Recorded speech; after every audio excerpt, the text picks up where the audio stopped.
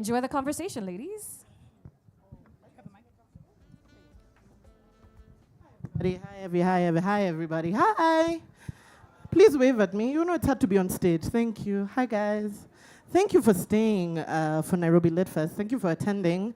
Thank you for engaging with me. When we're talking, just smile at us so that we know you're still. You'll just be like, let's practice, everybody. Let's practice, everybody. Oh, so beautiful. There's someone there. Just see me after the panel. As you heard, my name is Abigail Arunga. I will be moderating these wonderful, wonderful, wonderful, wonderful, amazing, prolific, talented, multifaceted women. And I think I just want to start, just to set the mood for the panel. Now that we're talking about experiments in form, let's start with a poem from Wana. Smile, guys. And then now that we have sign language on the side, if you want to clap, right? We're doing this. Everybody, thank you so much. If you want to. How is the spirit moving you? Should I stand up? Should I sit down? Good evening. I think it's evening now, right? More or less. Hello, everyone. It's really exciting to be in Nairobi. Thank you to the organizers for inviting me. So I'm going to do a sort of a short poem where many of us are on Instagram here, and you know the trend, things I find incredibly chic, right? You can make some noise. You know the trend. Yeah, so this poem was a prompt from that trend. So this is Things I Find Incredibly Chic, Fat Girl Edition. Things I find incredibly chic, Fat Girl Edition. Girls who let their stretch marks breathe, raised, claw-like tender scars running in a long trellis, kangaroo bellies, a soft, jiggly pouch, breasts that sag, gravity-defying, sprawling just like you. Girls with cellulite forming undulations across each thigh, girls with no thigh gap, flat-footed girls. Girls who go on hot girl walks, girls who have the courage to walk away, girls who choose the meal they like at the restaurant, not the meal they think will make for less judgment. Girls who choose the lovers they like, not the lovers they think will accommodate their excess. Girls with bodies, a receptacle for pleasure, so chic. Girls who feel their feelings, who speak their feelings, girls who do not suppress their rage, very chic. Girls who are funny and frenetic, and girls who are quiet and quaint. Girls who do not need humor and exuberance to overcompensate for their fatness. Girls who do not explain themselves unapologetic, particularly chic. Girls who don't use words like flattering, not restrained by the delineations of others. They wear what they want, they do what they want, maximalist girls. Garish, unafraid to be seen as too much just because they eat the room. Minimalist girls, stripped, unfettered by the gaze of their own reflection. Girls who lick up a compliment with relish, no pushback, no caveats, exceptionally chic. Girls who keep promises to themselves, who swear an oath to allegiance to kindness and care unto themselves. Tender girls, tough girls. Girls who do not dice up their bodies in honor of self-deprecation or comic relief. Girls with a craving for adventure. Girls with a taste for stillness. Girls who return to joy after nursing the wound. Girls who cast their confidence from the shards of the things that once broke them. Girls who do not suck in their stomachs. Girls who do not hold in their breath. Remarkably chic. Girls who hate themselves less. Who like themselves more. Girls who maybe consider loving themselves and eventually do. Incredibly chic. Oh. Thank you. Incredibly chic. As soon as you said girls who do not stuck in their stomach, I said, because now that we're here, an experiment in the circular form, I want to ask my panelists how that poem made you feel. I'm going to say it made me feel the same way that you felt, because I was like, okay, let me just breathe in and out. Yeah. That was really great. It aligns with a lot of sort of my politics. I'm very interested in sort of fat studies, and a lot of what you're saying resonated. And one thing that always just sort of came to mind perpetually as you're speaking is how we are perpetually apologetic of ourselves, but also how we are afraid of taking up space, and how taking up space can itself be a form of resistance. So, yeah. I do want to ask you a little bit about, because you've already kind of started my first question, just like a little introduction of who you are, especially the fat politics part. I like that part, but like everything you do and why you are on this path. No, I'm kidding. Like, Just explain who I am. So my name is Portia Malatjie. I teach at the University of Cape Town. I teach art history and discourse of art. So there's a bit of like an academic aspect to my practice, but I'm also a curator. I work independently largely, have never really worked for an institution such as like a museum. I find the fluidity of being able to tap in and out of the museum very, very refreshing, because there are sort of a lot of politics within the museum space that one does not want to get embroiled in. Yeah, I think that's me a little bit in a nutshell. thank you. Muthoni, who are you? Hi, my name is Muthoni Mwangi. I'm a visual research collage artist. I'm based in Nairobi, Kenya, but I'm going to be moving to Lamu in July. Congratulations. Thank you. And so right now I am experimenting with collage, where I'm building boxes in cities. I'm building cities in boxes using magazine cutouts as I experiment and explore how spaces came to be. Yeah. All right. Wana? What are you? What am I? I'm a writer, poet, performer, curator. I generally just say that I'm a storyteller, and I'm always playing and experimenting with form. I think, all that we do is telling stories. And so really playing with... I'm very interested in accessibility, and I see sort of different forms of storytelling as points of entry. I'm really a believer in being able to get people to connect with art, because I think it's a life-saving thing. And a lot of the time, from art, certain kind of art practices can feel very cocooned, feel very exclusionary, and I'm very aware of that. And I think that robs people of something that can save their lives. So I'm very interested in these points of access with storytelling. Yeah. Okay, I'm going to come back to that access point. But before I come back to you, Muthoni, I wanted to know, a lot of your work has to do with rest and how nothing can exist without us resting. What part do you think your work and your storytelling and indeed rest has in the revolution? You're going to hear Kenyans talking a lot about revolutions if you haven't already, because we're ready. Yeah. So what part do you think rest has in revolution? I'm going to say, first of all, from my perspective, is the reason why I'm interested in rest is because, first of all, as Kenyans, we're just told to be busy all the time. So as a creative, it's also something that I carried in my life. And so I got burnt out at some point, not even once. And so at that point, that's when I decided to just create a mutual aid for creatives where rest is part of the process. Yeah, so rest is part of the process. Yeah, have I answered your question? And therefore the revolution? So, sorry? Or what part do you think it also has in the revolution? So rest is resistance, because... Oh, say that again. Rest is resistance. And so rest is importance for productivity as well. So you can't be productive without having rest, because your body is going to say no at some point. Yeah. Dr. Portia, I like to refer to people by their profession. Dr. Portia, because there's doctors and there are women.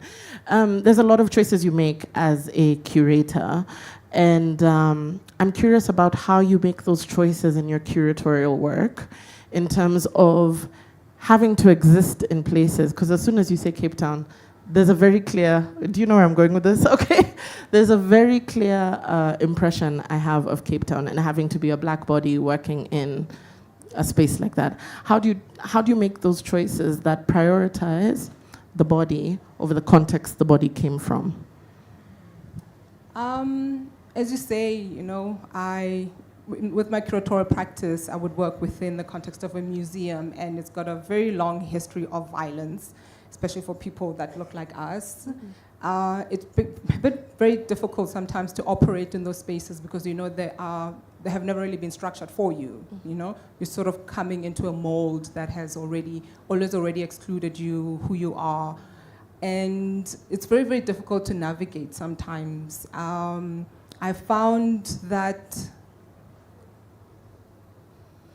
thinking about how best to take care of oneself in those instances, for instance, prioritizing rest when you need it, also considering the fact, as you say, rest is very political, rest is a human right.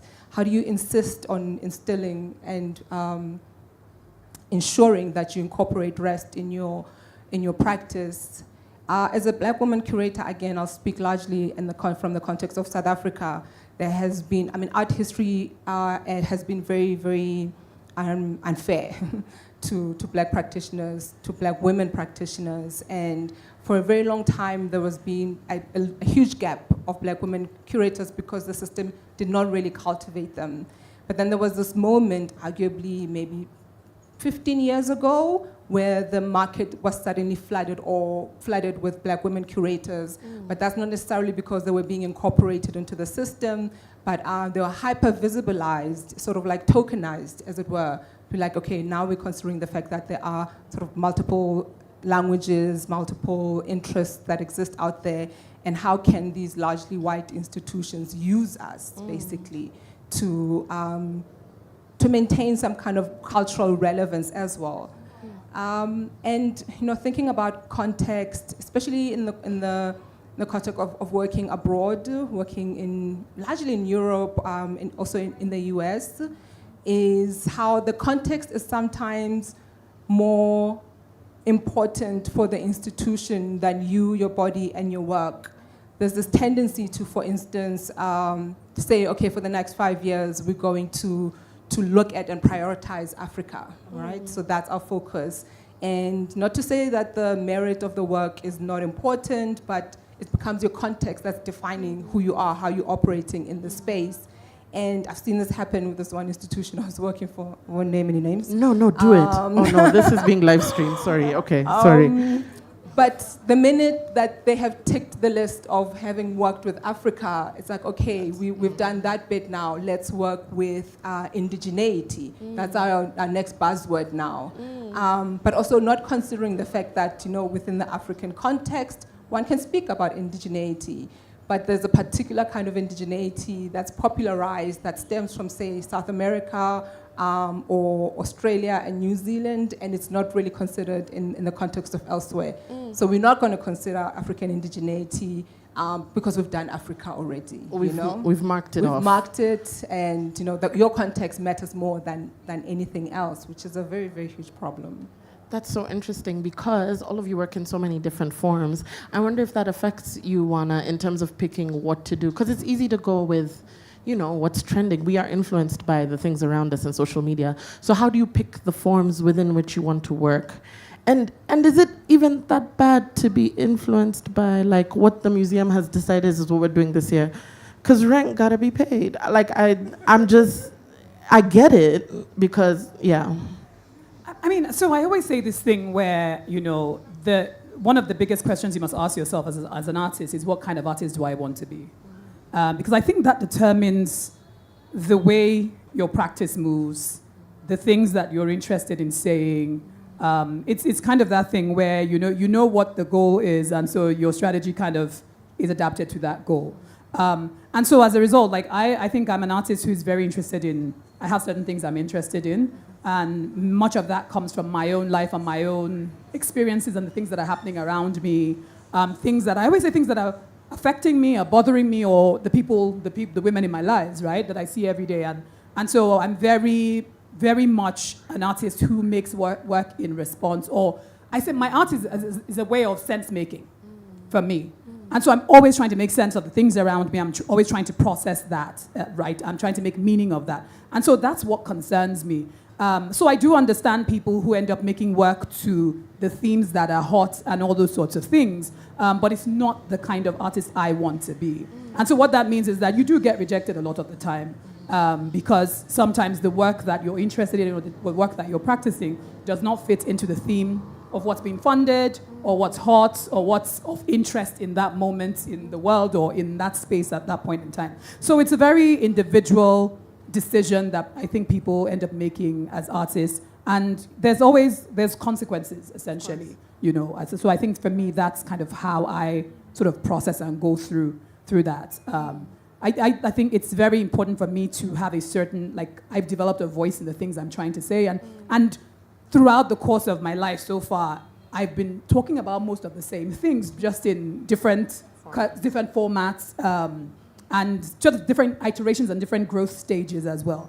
But I think in terms of even playing with form, I always say that, again, that's a function of just my own idea of liberation and playing and experimentation, where I'm like, I'm not confined to one thing. So I'm always interested in what are the ways that another form can speak to a subject. So whether that is in performance, whether that is an essay, you know, whether that is an installation. I've had an installation, poetry installation before. Oh, yeah. So, you know, whether that's in sonic form. And how does it capture or access people who would probably never care or feel like, you know, they're not equipped to deal with maybe like the dense stereotype of what poetry on the page might look like.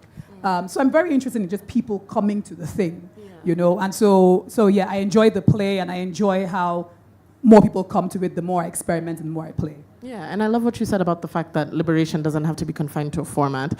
Because I don't know if you were here in the morning, Nanjala Nyabola was talking about how most Africans tend to grow up being trilingual, but the language that we have kind of adopted as a colonial heritage is English.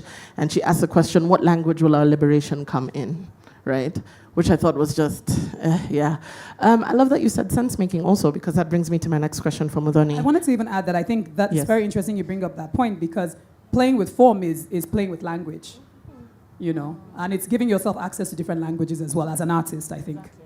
Not just like the tongues that your mouth speaks, yeah. Muthoni, there's something that I find so political about just the statement, I'm leaving Nairobi. I don't know, there's something in that statement that says more to me, because I feel like many people are moving in that direction. Can you tell me kind of the translation of what moving meant for you, and why? Because in my head there's a connection between that and putting cities in boxes also, because each city has a specific box, in my opinion. But you can tell me more, you are the artist. So moving from Nairobi it's a conscious decision, first of all. I've wanted to move from Nairobi a lot of times. Cautious or conscious? Conscious. Cautious, okay. Yeah. And so I've wanted to move from Nairobi a lot of times after, you know, specific situations led me to the same cycle, which is getting fired, you know, quitting a job, bills are just like there. Yeah. And so Nairobi is a city that, for me, it kind of drains. And you just end up working and paying bills. And so for me, the move is very personal, because as someone who started something on rest, I really want to be, you know, to just walk my talk, right? And so when it comes to building boxes in cities, that was actually inspired by Nairobi, because Nairobi is a city that when you go to every different location in Nairobi, there's a story about every single place, whether it's a good one, whether it's a bad one, but there's a story. And so even that's how the building cities in boxes came about, because when I'm building cities in boxes, I can only start with where I've been from, right? Because every single space that you go to in Nairobi, there's a different story, and every single person that you talk to is also like a whole different narrative. So exploring this, starting from where I'm actually living from, and now going to other cities, Yeah, I get that. Wana, before I go to Portia, very briefly, I want to come back to something you were saying about accessibility in poetry.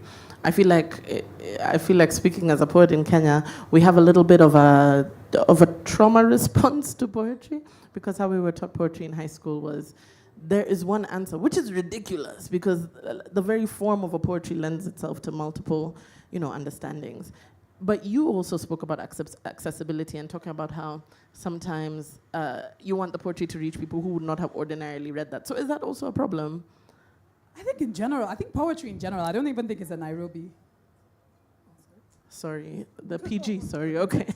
I don't even think that is I think that's a general, there's a general impression of poetry as this very dense, or stereotype of poetry as this very dense thing. that is very language coded. And so some people even are just frightened to even approach it before. Absolutely. Just the poetry. It's like people are used to the idea of dead white men's poetry, and so there's the feeling that they're not going to understand it anyway.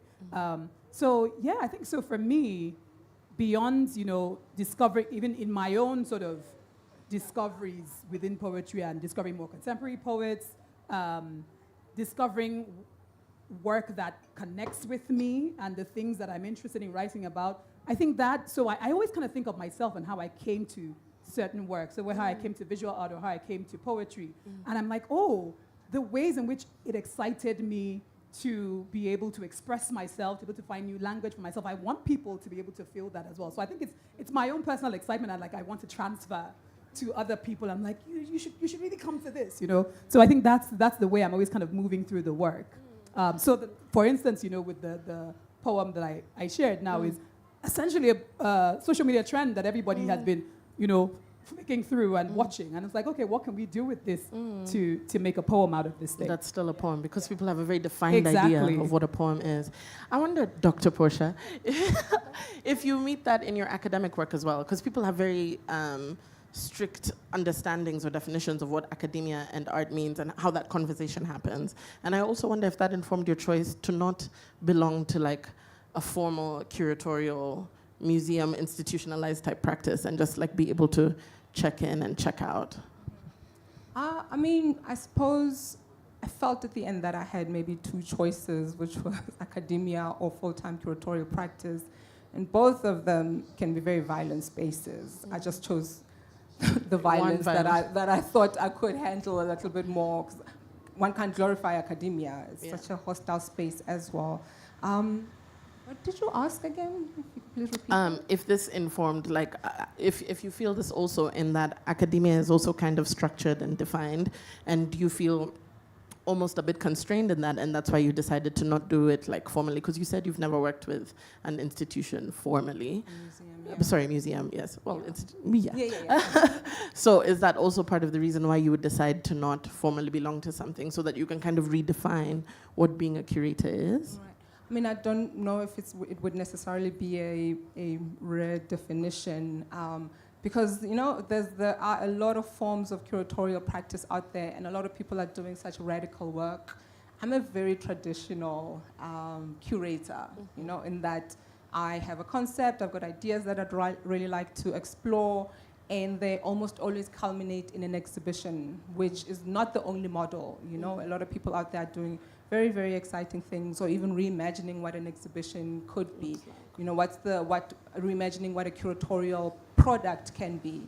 I don't know if I'm married to it or beholden to it. I guess it's a system that I'm comfortable doing. But yeah, there are.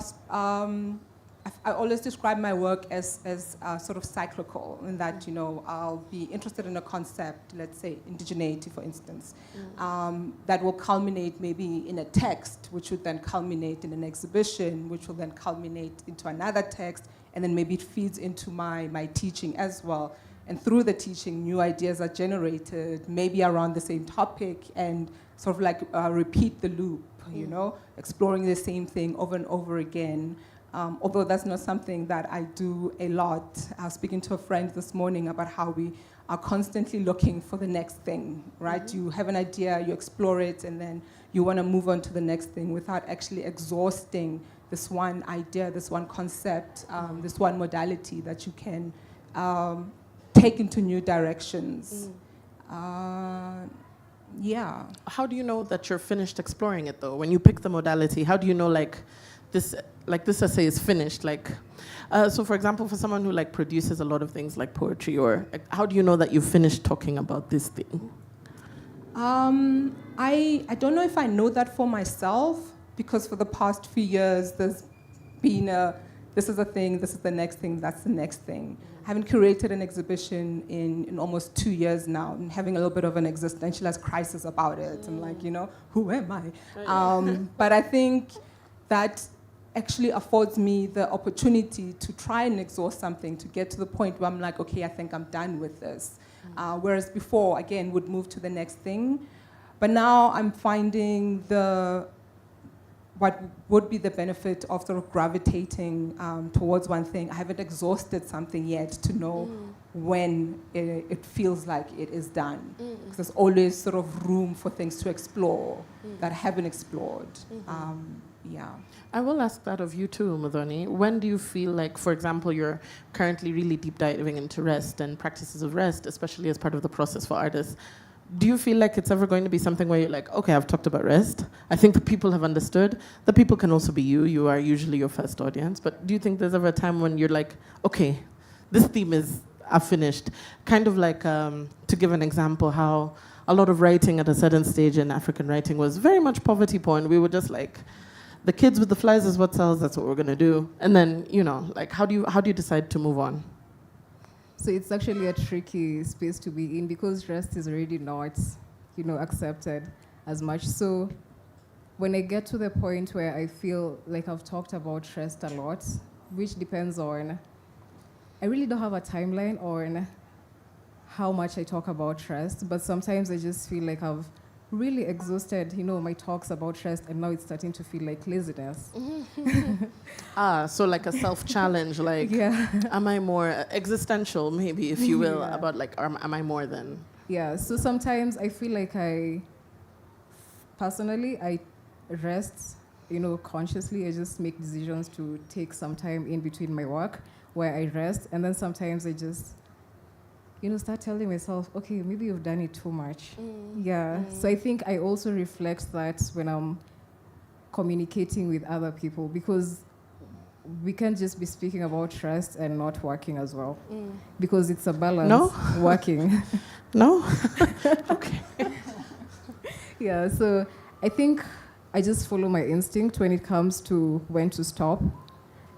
Because I always listen to my body as well. My body tells me when to stop. My body tells me, okay, now we've rested enough. Now we're able to get on with the physical activity or whatever activity is happening.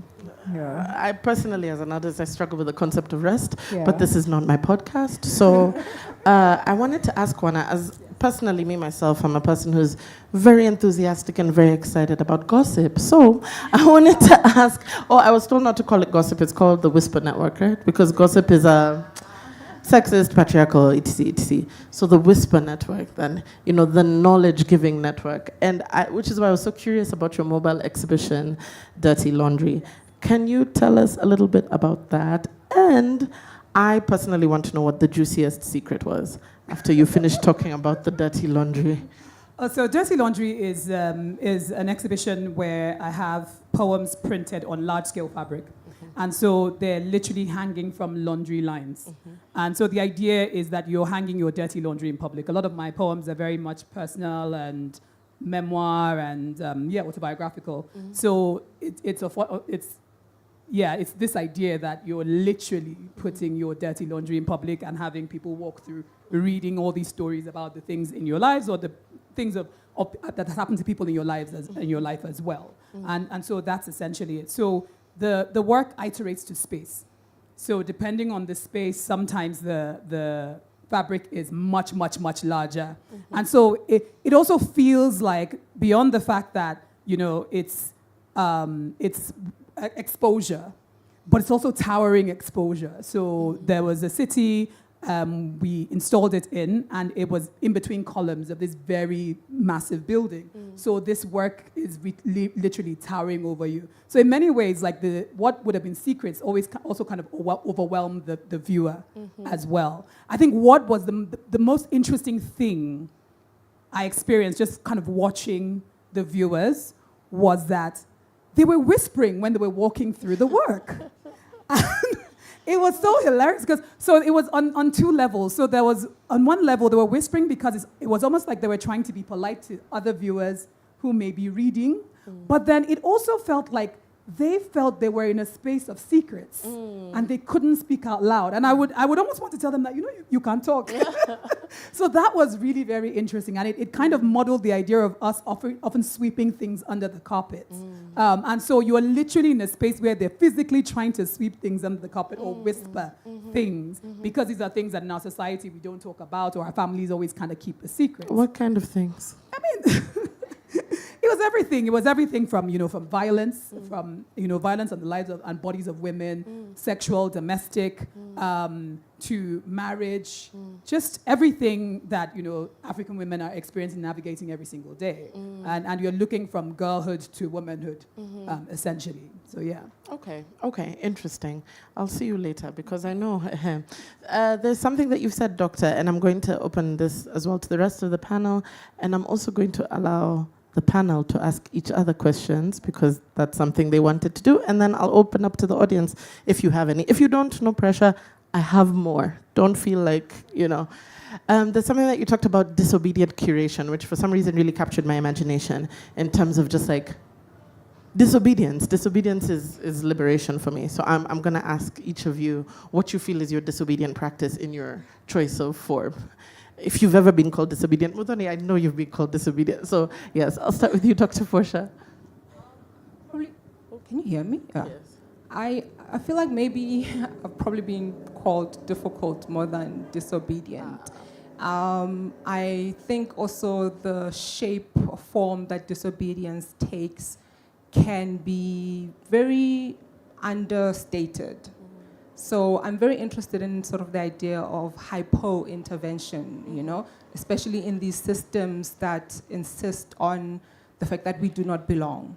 How do you fit yourself into this particular mold? How do you work within the context of a museum space and push back against the expectations that you have, Like you're saying, rest. Like you're saying, intentionally taking up space and making sure that you're not minimizing yourself. I am also, at the moment, trying to break the mold or rather, work alongside people who are in the visual arts trying to decenter the visual. You're speaking about access and accessibility, How does one tap into the multiple senses? How do you get into an exhibition space and you're not only focused on the visual, you are paying attention to the sonic, you are paying attention to the olfactory, you are paying attention to the haptic, So those kinds of exhibitions that I've curated that do that have been they open up a different kind of conversation for me that is very, very important. Especially if one considers the fact that, there's been growing scholarship in the past couple of decades on thinking about Black ontology, not only from a visual perspective, but thinking and contemplating what sound and the sonic can do for the expression of Black ontology. So something very important sort of starts to get opened up there. And I also like to extend it to my own context and try to explore sort of different modalities of curatorial expression. And I'm leaning a little bit more into sort of in my indigenous practices, my traditions of my people.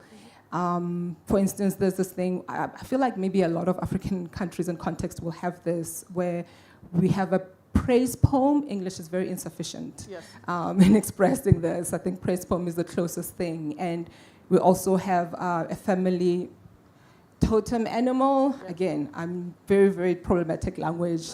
English is insufficient. So I'm trying to find ways of tapping into, for instance, direto, which are the praise poems, and how I can use that as a grounding mechanism for my curatorial practice.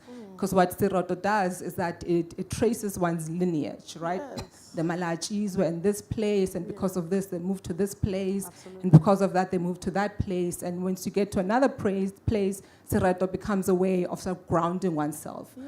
And in institutions that destabilize you so much, how can one use direto as a strategy, I don't want to say of resistance, but of insisting on one's belonging, So those are the sort of kind of things that I'm trying to tap into, that I'm trying to extend, and using language as well. There's this South African author called Atambile Masola who introduced this Xhosa term, ukuzilanda, and she's using and mobilizing that as theory, as concept, but also as method. Ukuzilanda means to fetch oneself, basically, and in the Xhosa language it would mean, how does one anchor oneself, if you will. And she's using that destabilizing a little bit what academic language is, what we consider to be academic language, and saying my being, my customs can and will inform what I consider to be academic language. Hence my playing into the idea of sireto, you know, drawing from people like Atambile who inspire one to think about this from their own sort of indigenous perspective. Yeah, I'm so excited that you said that. I felt like I was in church. I was like, because in my culture we also have praise poems which are called pakrok, and I love what you said about it grounding you, but also we also use it for introduction, like I am this person, son of this person, and we came from here. I love that. I have, okay. Disobedient womanhood, disobedient artistry, disobedient collaging, even if you choose, yes. So I think I'm gonna say the same thing. It's not really more of disobedience, but you're called more disrespectful. Or, I think it's more disrespectful, and I think you're called disrespectful. In my case, the times I've been called disrespectful is the times when I wasn't going according to what they were saying or the systems that have been built. So when it comes to my artwork, whether it's stressed, whether it's collage, I really take a lot of inspiration from my observations. So it depends on the space that I'm working in. So if I'm working with the three of you, my work is gonna be borrowed from at least an element of something that you do. So that can come off as disrespectful if you just, how am I gonna say this? I think the situation I've been called disrespectful is when I'm observing and taking from other people and not really following the systems that they're following, but just grabbing an inspiration from them. So whether it's resting, when it comes to resting, I take resting from, maybe my aunties, my mom, but when it gets to a point they're telling you, you're not supposed to rest like this. You slept till... you slept too much. As you can see, I identify. So I think for me, you're called disrespectful when you're going against the systems that have been built. Which is interesting, because something that you've both said kind of sparks something about the fact that even when there's a claim that we're not being traditional, actually traditionally there were systems in place for structural rest and structural exploration, and even praise poems, that's a traditional structure that existed. Much like the invention of borders, which is something that I find interesting when you're talking about things like that. Yes, Wana, disobedience, tell us. Or disrespectful, which seems to be the word we're using. I think I always speak from sort of this being a Nigerian woman, where I always say, You're Nigerian? Yes, I am. People think I'm South African, by the way. Where, culture and women is the den of convention, right? You're supposed to toe the line and all those sorts of things. And anything kind of that goes against the grain, you're considered disobedient, with the work that I do with my poetry. It's like it's almost like you're talking about things you're not supposed to talk about outside, and those sorts of things. And as I always say, that there's consequences. Some of the consequences can even feel invisible. Some are very visible. You're seen as, you can't even be seen as somebody who can affect other people's behavior, right? So imagine somebody's parent listens, it's like, you are going to corrupt my child by listening to this person's work or reading this person's work, that sort of thing. So there's always consequences, but I think they're worth it anyway. Yes, absolutely. I wanted to give you guys a chance to ask each other questions. I know, Dr. Portia, you had said you wanted something, but no pressure. I can still throw it over to the audience. You okay with that? Do any of you guys have any questions for our lovely, beautiful, disrespectful, traditional panel? We're okay? We're good? I have a question for Portia. Okay, you have a question for Portia. Okay. It's very interesting that this conversation about rest came up, and the first thing was rest as resistance. And I found myself in recent times kind of abstaining from that idea of rest as resistance, because I often feel like it's part of this thing where we marginalize ourselves for the cause. And every aspect of our lives becomes politicized. Our joy is resistance. Our rest is resistance. When we're just human. And I'm also thinking about the double layer of it, of also being a woman. And every single part of your life becomes like burdensome. So even rest becomes something that you have to fight for. So I'm just interested in your thoughts on that. Because we often parrot certain ideas for so long that I don't know if it also does good to us in the long run.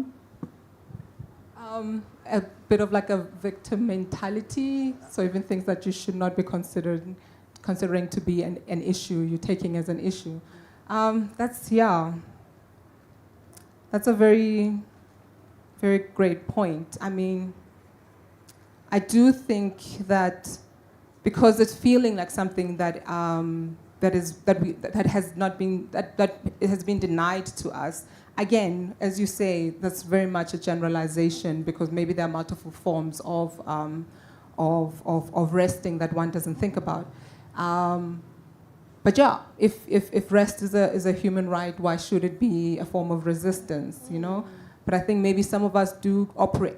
A lot of us do operate in spaces where you're perpetually reminded of the issues that to be radical enough as you are clearly being to be like, you know what, I'm going to consider this as a human right. I'm going to consider this as something that should form part of the fabric of my life, and not actually consider it as a pushback. I think that's a very productive way of thinking about it. Because it can also be very exhausting to think. It's very unrestful to be thinking about this. Yeah. I mean, most of us are also now embroiled in this sort of neo-capitalist, this very neoliberalist mode of working. And, you know, if we get stuck in systems and structures that insist on you being perpetually productive, where if you do take a moment of rest, there's a lot of guilt that comes with it. It's very, very difficult to not see your assertion and your choice to take rest as a kind of as a pushback of sorts. But I do hear what you're saying, that it shouldn't definitely not be a pushback. I guess some of us do get sort of stuck and in our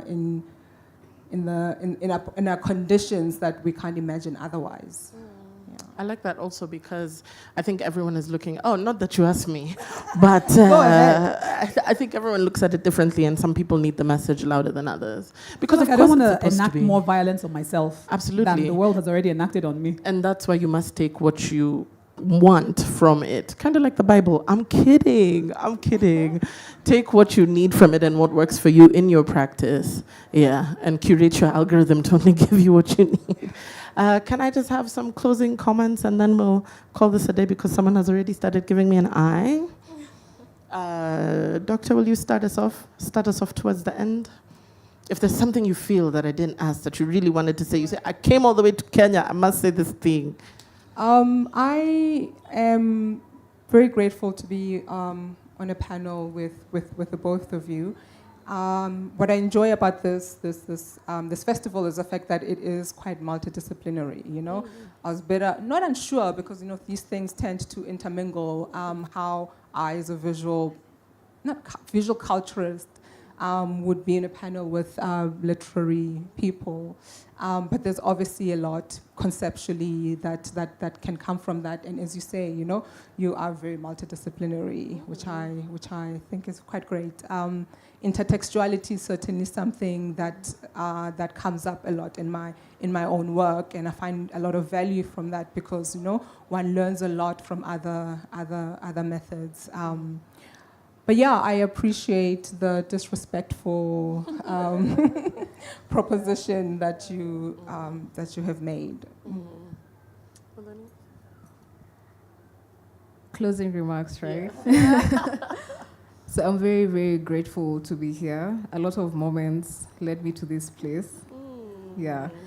And so I think the one thing I'm gonna carry, and even the one thing I'm gonna just communicate to the audience is, in everything that you do, just try as much to be present in the moment. Yeah. I think this panel was also about experimentation and form, and I think I really want to speak to not only the artists in the building, but also the consumers of art. And play is part of my gospel, right? I play with form, and I want to encourage artists to play, to allow yourself room to play. I want to encourage you, even if you're not an artist, to allow yourself experience art. You are not excluded from any space. You are allowed into any and every space. Art has always been part of the fabric of our lives. It was just extracted and repackaged, and then we have to apply to get back into it. We've always been writing, we've always been telling stories, we've always been drawing on buildings. Absolutely. Right? We've always been making things. This is part and parcel of who we are as people, and particularly as African people and Black people as well. So, and Indigenous people as well. So I really want us to remember when we're leaving this place, remember to always play, and you have a right to play. You have a right to art, to the healing powers of art, and to the restorative powers of art as well. Thank you. I love that. You have a right to play. Thank you guys so much for this panel. Clap for us, please. Thank you. Should I do the job? Can we all stand for a picture? Yes.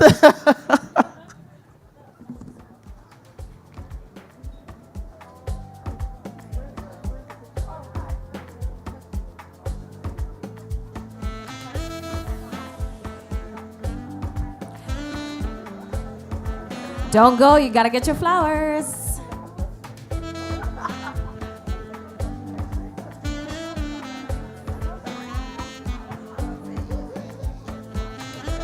So once you get your flowers, please, we have another picture with the flowers. Oh, sorry. Oh. Yes. So you said you wanted my job, Abby. Eh? Yes.